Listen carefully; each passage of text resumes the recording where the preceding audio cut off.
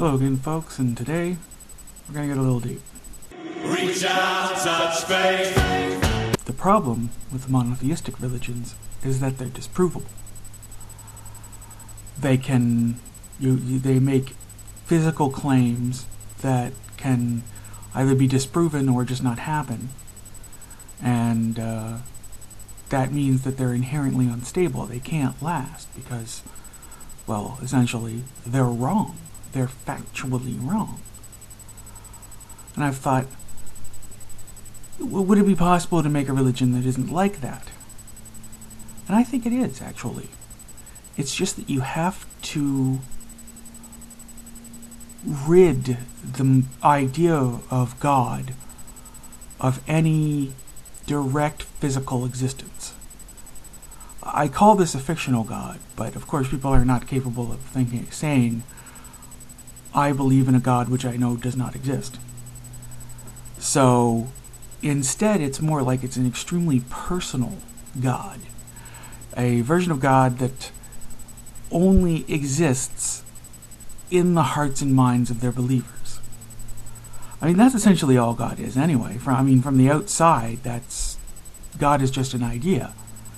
Not just any idea. In fact, it's one of the most powerful ideas there is. But it's still just an idea. So make peace with that. Have your religion be a God that does not do any physical intervention in the world. A God that is only the God that gives you strength, courage, comfort, etc. Because that is really the most important part of religion, is comfort, is feeling like there's someone who is always there for you, unconditionally. Someone who will always love you, always forgive you. Essentially the eternal internal mother, in Western terms at least. People could have their God and not have to essentially turn off part of their brain. Stop looking at reality because they know they're not going to like it not what they see. Anything that essentially requires, well, once religion started saying, don't ask those questions, it began to die. Nothing can survive that.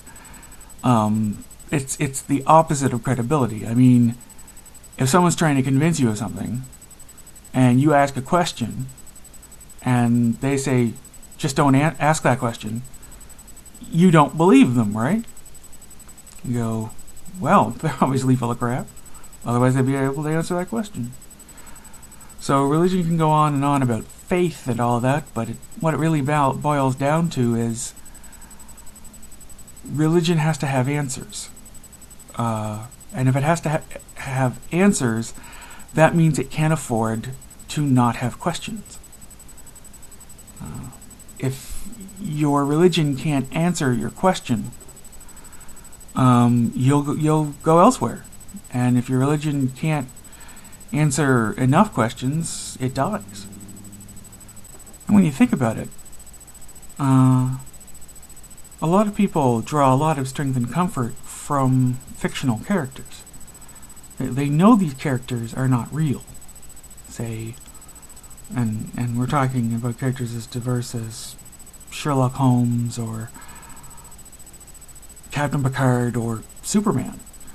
You know that these are not real people. They have never actually existed, and yet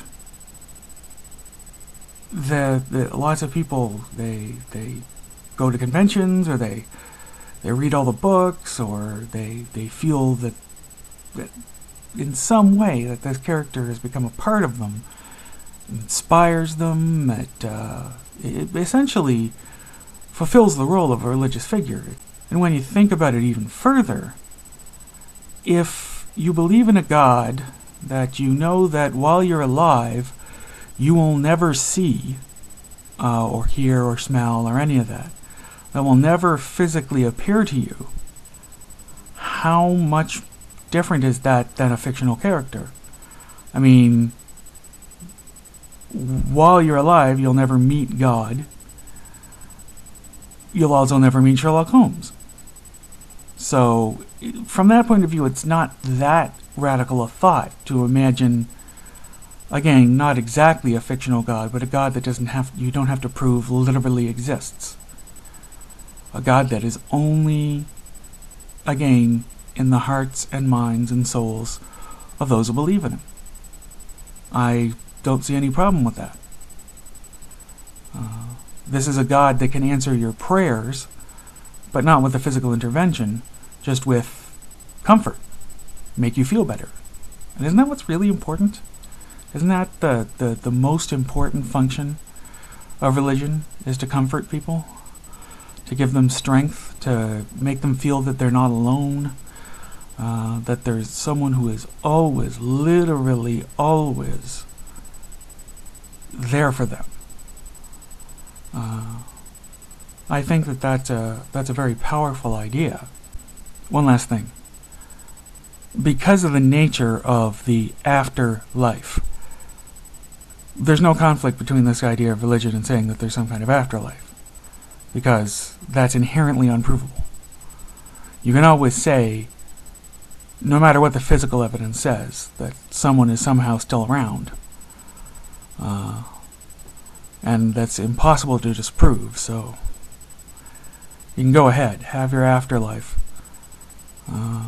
But while you're alive, God does not intervene.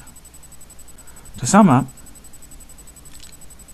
a version of religion where God only exists in the hearts and minds of the people promises absolutely no physical interventions. It's only there to comfort and strengthen and everything else that a God does for people on a personal level.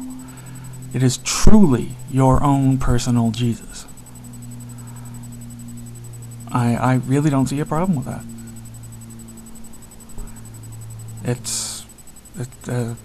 Religion and reality would no longer be in conflict.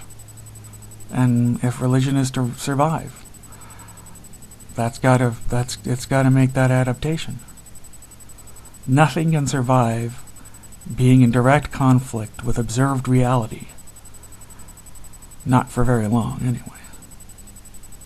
Well, those are my long and rambling thoughts for today.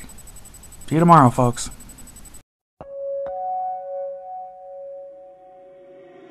Reach out, touch faith.